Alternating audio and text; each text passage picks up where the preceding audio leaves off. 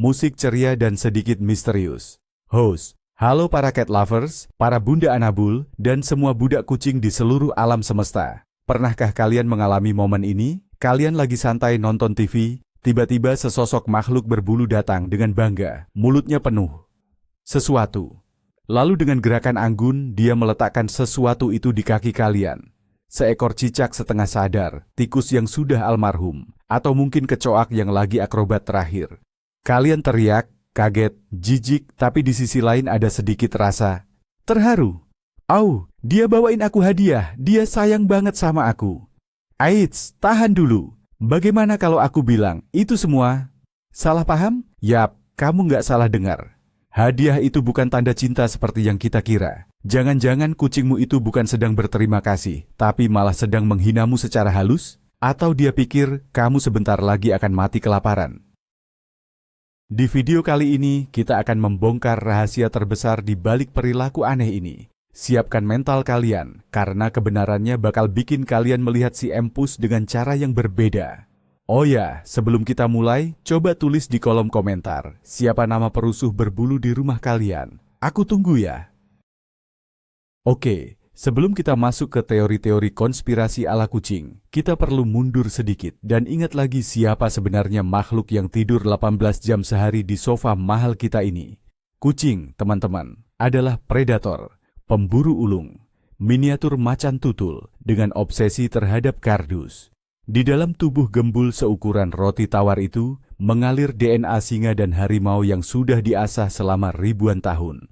Insting berburu mereka itu bukan hobi, tapi panggilan jiwa. Meskipun kita sudah menyediakan makanan paling enak dan mahal sampai kita sendiri cuma makan mie instan di akhir bulan, insting itu nggak akan pernah hilang.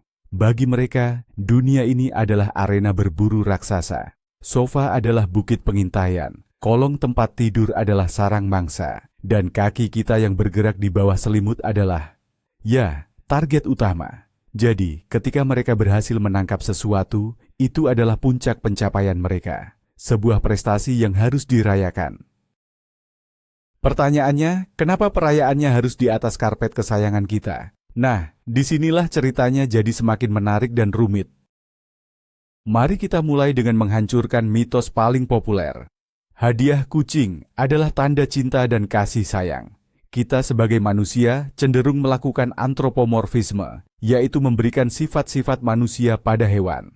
Saat anjing membawa bola, kita anggap dia mengajak main. Saat kucing membawa tikus mati, kita langsung berpikir, dia berburu untukku, dia mau berbagi makanan denganku, so sweet. Padahal, dalam dunia perkucingan, logika mereka berjalan di jalur yang sama sekali berbeda. Memberikan bangkai hewan bukanlah cara kucing mengatakan I love you. Itu lebih seperti sebuah laporan kerja, materi training, atau mungkin stok makanan untuk nanti. Coba bayangkan, jika manusia memberikan hadiah cinta berupa bangkai, dunia ini pasti akan jauh lebih aneh, kan? Jadi, langkah pertama untuk memahami kucing kita adalah dengan melepas kacamata manusia kita dan mencoba berpikir seperti mereka. Lupakan soal bunga dan cokelat, mari kita masuki dunia di mana cicak adalah sebuah pencapaian yang membanggakan. Teori pertama, dan yang paling populer di kalangan ahli perilaku hewan, adalah teori ibu guru kucing. Menurut teori ini, terutama pada kucing betina yang sudah disteril, mereka melihat kita, para pemiliknya, sebagai anggota keluarga mereka. Tapi bukan anggota keluarga yang setara. Oh, bukan. Mereka melihat kita sebagai anak kucing raksasa yang tidak kompeten. Ya, kamu nggak salah dengar. Di mata kucingmu, kamu adalah seekor kitten besar, berisik, tidak punya bulu, dan yang paling parah, sama sekali tidak bisa berburu. Mereka melihat kita setiap hari membuka kaleng atau merobek kantong untuk mendapatkan makanan. Bagi mereka, itu adalah tanda kelemahan yang menyedihkan. Kasihan sekali manusia ini. Pikir mereka, kalau tidak ada aku, dia pasti sudah punah. Jadi, sebagai ibu atau mentor yang baik, mereka merasa terpanggil untuk mengajari kita cara bertahan hidup. Prosesnya pun sangat sistematis, persis seperti induk kucing mengajari anaknya di alam liar. Bagaimana proses pelatihan ini berjalan?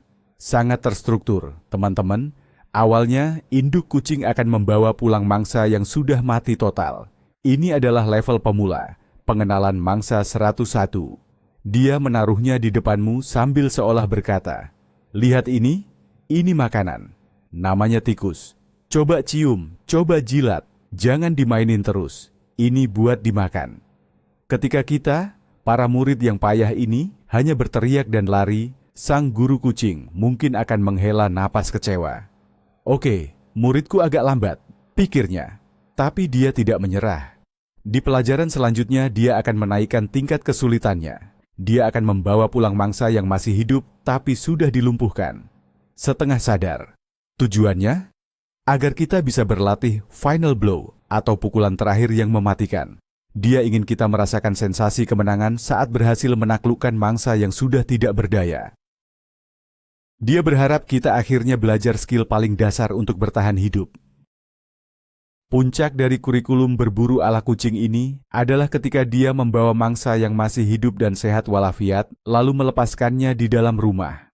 Pernahkah kalian tiba-tiba harus mengejar burung gereja yang terbang panik di ruang tamu? Atau mencari tikus yang bangibrit ke bawah sofa? Nah, selamat. Itu artinya kalian sudah dianggap naik ke level mahir. Kucing kalian percaya kalian sudah siap untuk ujian praktek, berburu mangsa hidup secara mandiri. Dia akan duduk di pojokan, mengamati dengan tatapan seorang dosen penguji yang kritis. Setiap gerakan kalian dinilai. Apakah kalian mengendap-ngendap dengan benar? Apakah cakaran kalian cukup tajam? Tentu saja, kita biasanya gagal total dalam ujian ini, yang hanya semakin memperkuat keyakinan si kucing bahwa kita adalah spesies yang benar-benar tidak punya harapan. Kegagalan kita adalah bukti nyata kenapa dia harus terus membawakan kita materi pelajaran. Sekarang mari kita lihat dari sudut pandang si kucing. Bayangkan frustrasinya. Dia sudah susah payah menangkap mangsa, membawanya pulang dengan hati-hati, dengan harapan anak didiknya yang besar dan aneh ini akhirnya akan belajar sesuatu. Tapi apa yang dia dapatkan? Teriakan histeris, manusia yang melompat-lompat di atas kursi, dan yang paling parah, materi pelajaran yang berharga itu malah dibuang ke tempat sampah. Ini adalah penolakan yang menyakitkan. Dalam benak si kucing, ini mungkin setara dengan seorang anak yang memberikan gambar buatannya kepada orang tua, lalu orang tuanya langsung merobek gambar itu di depannya. "Aku sudah berusaha jadi guru yang baik." Mungkin itu jeritan hatinya. Jadi, ketika dia menatapmu dengan pandangan kosong setelah kamu membuang hadiahnya, itu mungkin bukan tatapan kosong. Itu adalah tatapan kekecewaan yang mendalam terhadap muridnya yang paling bodoh. Teori kedua yang tidak kalah kuat adalah teori sang penyedia. Teori ini sedikit berbeda dari teori guru. Di sini, kucing tidak sedang mencoba mengajarimu, tapi dia sedang memenuhi perannya sebagai anggota koloni yang produktif. Di alam liar, kucing sering hidup dalam kelompok sosial, dan anggota yang paling jago berburu akan berbagi hasil tangkapannya dengan anggota lain yang mungkin lebih lemah, sakit, atau sedang menyusui. Nah, di rumah kita, keluarga kita dianggap sebagai koloninya. Dan coba tebak siapa yang dia anggap sebagai anggota paling lemah dan tidak mampu mencari makan sendiri? Ya, benar sekali, kita. Lagi-lagi, kita. Dari sudut pandang mereka, kita ini seharian cuma duduk menatap kotak bercahaya, menekan-nekan papan aneh, dan makanan kita secara ajaib muncul dari dalam kotak dingin. Mereka tidak mengerti konsep bekerja atau gojek. Yang mereka lihat hanyalah makhluk yang tidak pernah terlihat berburu. Jadi, didorong oleh insting purba untuk memastikan koloninya tidak kelaparan, si kucing pun berinisiatif. Oke, manusia-manusia ini sepertinya akan mati kelaparan jika hanya mengandalkan kotak ajaib itu. Sebagai pemburu terhebat di koloni ini, adalah tugasku untuk menyediakan makanan. Begitulah kira-kira isi kepalanya. Dia tidak sedang pamer, dia sedang bertanggung jawab. Dia membawa pulang hasil buruannya ke sarang, yaitu rumah kita, dan membagikannya kepada anggota koloni yang dianggapnya paling membutuhkan. Ini adalah tindakan komunal, sebuah bentuk kepedulian versi kucing. Dia memastikan bahwa persediaan makanan di sarang tetap aman. Ironisnya, dia melakukan ini di rumah yang kulkasnya mungkin penuh dengan makanan. Tapi insting tidak peduli dengan kulkas. Insting hanya peduli pada satu hal, kelangsungan hidup koloni.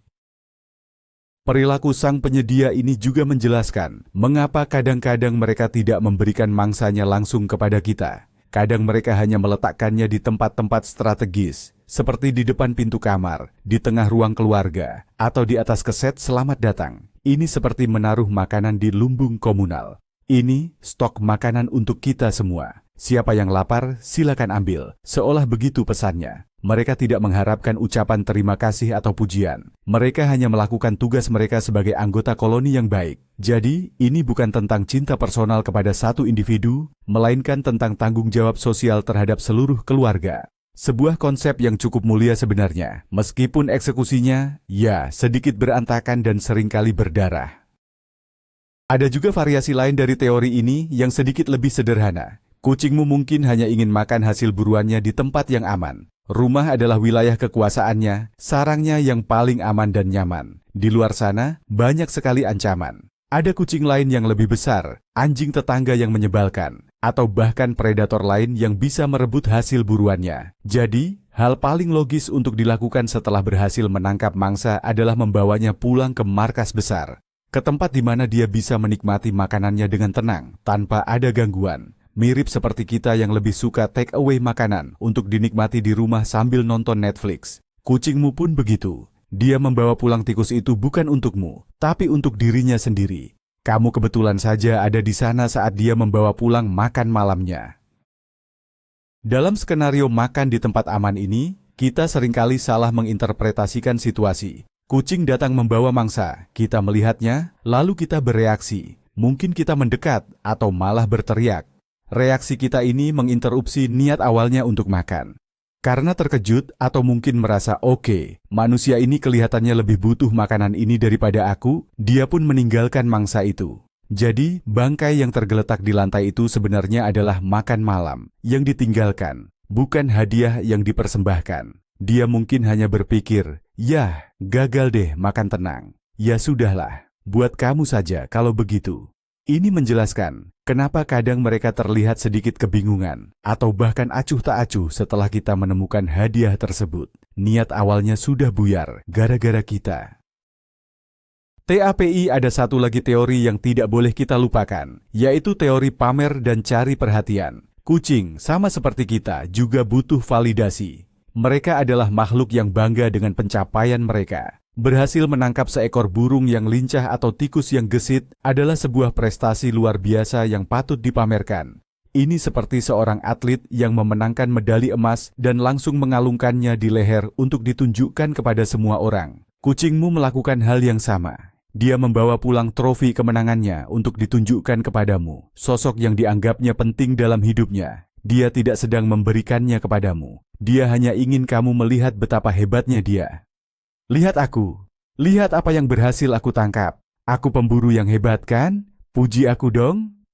Itulah pesan yang mungkin ingin dia sampaikan. Dalam konteks ini, reaksimu menjadi sangat penting. Ketika kamu berteriak dari sudut pandang kucing, itu bisa diartikan sebagai sorakan kekaguman. Suara melengkingmu dianggap sebagai pekikan gembira atas kehebatannya.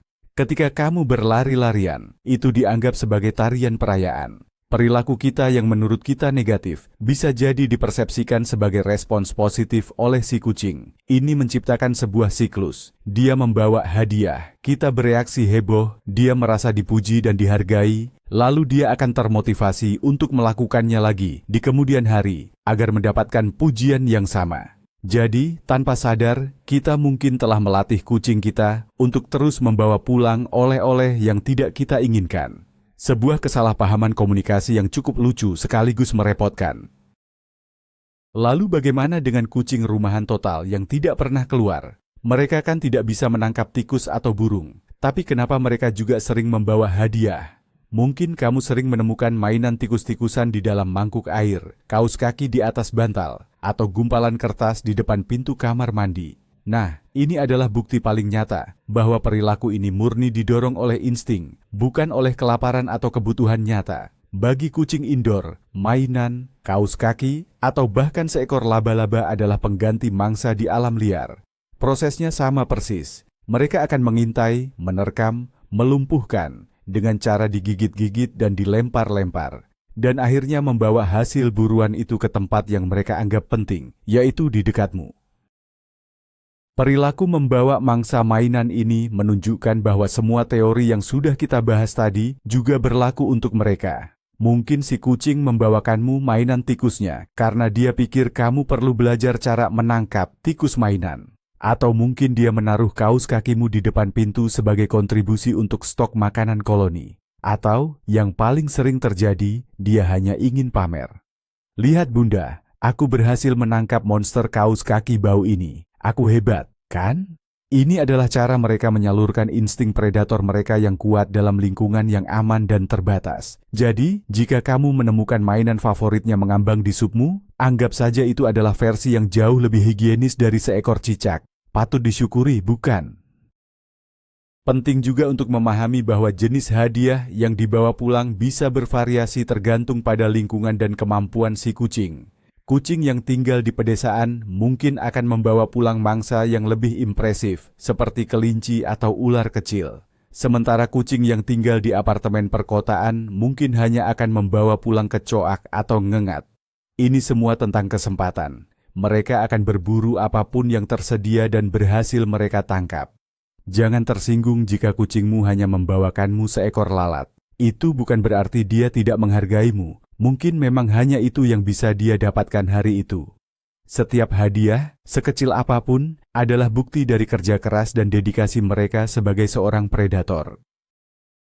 Sekarang pertanyaan terpenting, bagaimana kita harus bereaksi? Jelas, memarahi, menghukum, atau membentak kucing adalah tindakan yang sama sekali tidak berguna, bahkan kontraproduktif. Kucing tidak akan mengerti kenapa dia dimarahi. Dalam benaknya, dia baru saja melakukan sesuatu yang hebat dan alami, sesuai dengan instingnya. Ketika kamu marah, dia tidak akan berpikir, "Oh, aku tidak boleh membawa tikus mati ke rumah." Sebaliknya, dia akan berpikir, "Oh, manusiaku jadi aneh dan menyeramkan saat aku ada di dekatnya." Atau lebih parah lagi, lain kali aku harus membawa hadiah ini secara diam-diam dan menyembunyikannya di tempat yang lebih baik, seperti di dalam sepatu misalnya.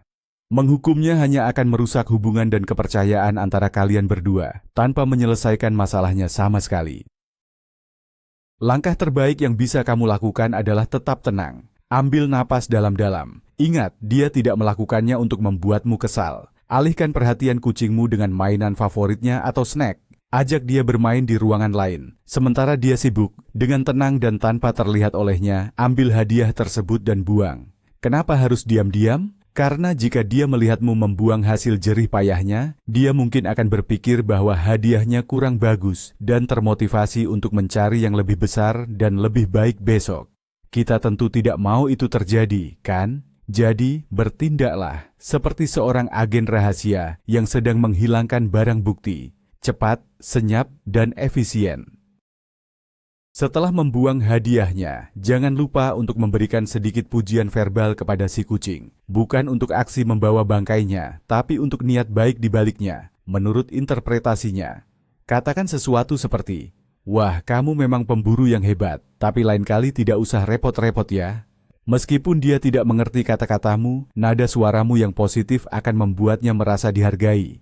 Ini adalah cara untuk mengakui instingnya tanpa mendorong perilakunya. Sebuah diplomasi tingkat tinggi dalam dunia perbudakan kucing. Kamu mengakui kehebatannya, namun secara halus menolak produk yang dihasilkannya. Ini adalah win-win solution terbaik yang bisa kita harapkan. Jika kamu benar-benar ingin mengurangi frekuensi pemberian hadiah ini, ada beberapa langkah preventif yang bisa kamu coba. Pertama dan yang paling efektif adalah menjaga kucingmu tetap di dalam rumah, indoor. Kucing indoor tidak bisa berburu hewan liar. Kedua, jika kucingmu harus keluar, pasangkan lonceng kecil di kalungnya. Lonceng ini akan menjadi peringatan dini bagi calon mangsa, sehingga tingkat keberhasilan berburu si kucing akan menurun drastis. Ketiga, dan ini sangat penting, habiskan lebih banyak waktu untuk bermain dengannya. Gunakan mainan pancingan, laser, atau bola untuk mensimulasikan sesi berburu. Biarkan dia mengintai, menerkam, dan membunuh mainannya. Sesi bermain yang intensif setiap hari akan membantu menyalurkan energi dan insting predatornya ke arah yang lebih positif dan tidak berantakan. Pada akhirnya, kita harus menerima bahwa perilaku ini adalah bagian dari jati diri seekor kucing. Itu adalah pengingat bahwa di balik penampilan mereka yang imut dan manja, ada jiwa seekor pemburu liar yang tangguh.